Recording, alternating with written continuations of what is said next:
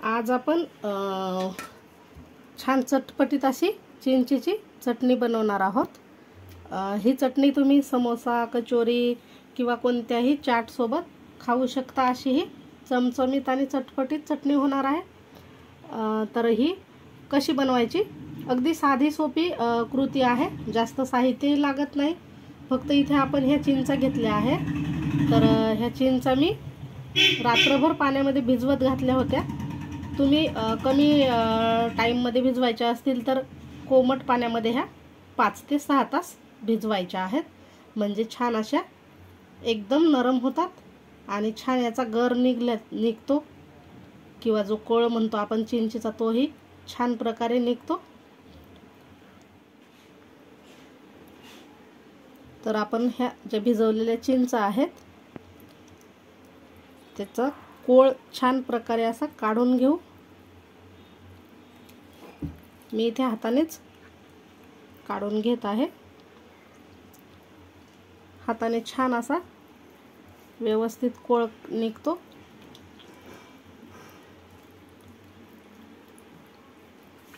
आणि हा कोळ आपल्याला चाळून घ्यायचा आहे। म्हणजे यामधले जे हे दोरे वगैरे दिसतात असे चिंचेचे, ते निघून जातात।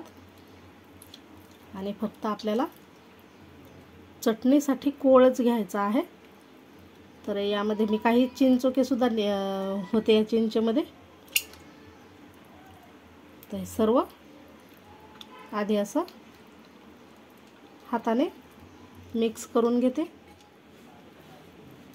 तर आता हा आपण चाळून घेणार आहोत हा कोळ।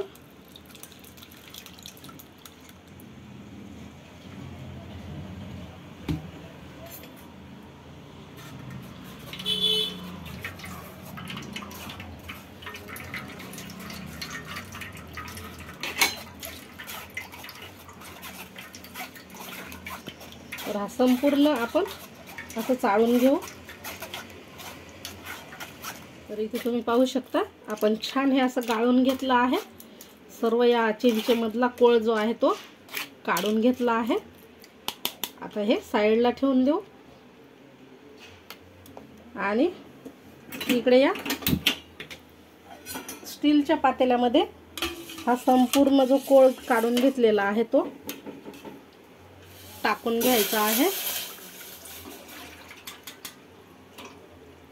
इथे मी गूळ वापरणार आहे या चटणीसाठी। तुम्ही साखर देखील वापरू शकता। आता हे थोडंसं घट्ट होईपर्यंत आपण शिजवून घेणार आहोत। तर हे बघा थोडंसं हे घट्ट होत आलेलं आहे। आता ह्यामध्ये आपण गूळ टाकून घेऊ।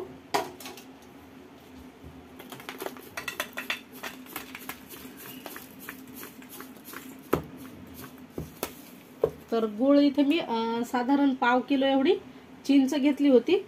तर तेवढाच आपण गूळ घेणार आहोत आणि यामध्ये टाकणार आहोत। खजूर चिंचेची चटणी सुद्धा खूप छान होते। आणि इथे बघा आपण गूळ टाकल्यामुळे किती सुंदर असा कलर येत आहे याची चटणीला। खूप छान अशी दिसत आहे। आत्ताच अजून शिजवायची आहे ही आपल्याला। गूळ तुम्ही बारीक किसूनही घेऊ शकता किंवा मग असे तुकडे करूनही टाकू शकता। आपल्याला ह्यामध्ये शिजवूनच घ्यायचं आहे। तर आता गूळ टाकल्याच्या नंतर सुद्धा हा गूळ चांगला वितळेपर्यंत, मेल्ट होईपर्यंत हे शिजवून घेणार आहोत आणि नंतरच आपण बाकीचे सुके मसाले टाकणार आहोत।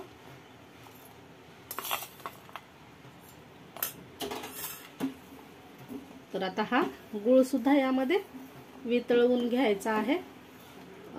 गुळाऐवजी तुम्ही इथे साखरेचाही वापर करू शकता। जेवढी आपण चिंच घेतली आहे तेवढंच साखर घ्यायचं आणि यामध्ये तुम्ही खजूर सुद्धा टाकू शकता।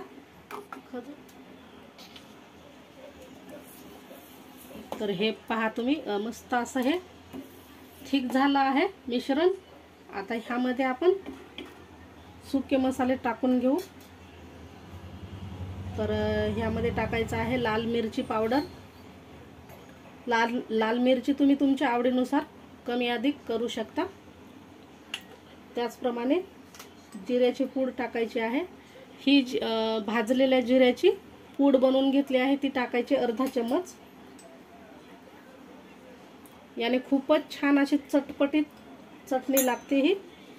आणि चवीनुसार मीठ टाकायचं आहे। आता हे छानपैकी एकदा मिक्स करून घेणार आहोत आणि लगेचच गॅस बंद करायचा आहे, कारण ही चटणी जशी आपण थंड करू तशी घट्ट होत जाते, म्हणून लगेचच इथे गॅस बंद करायचा आहे।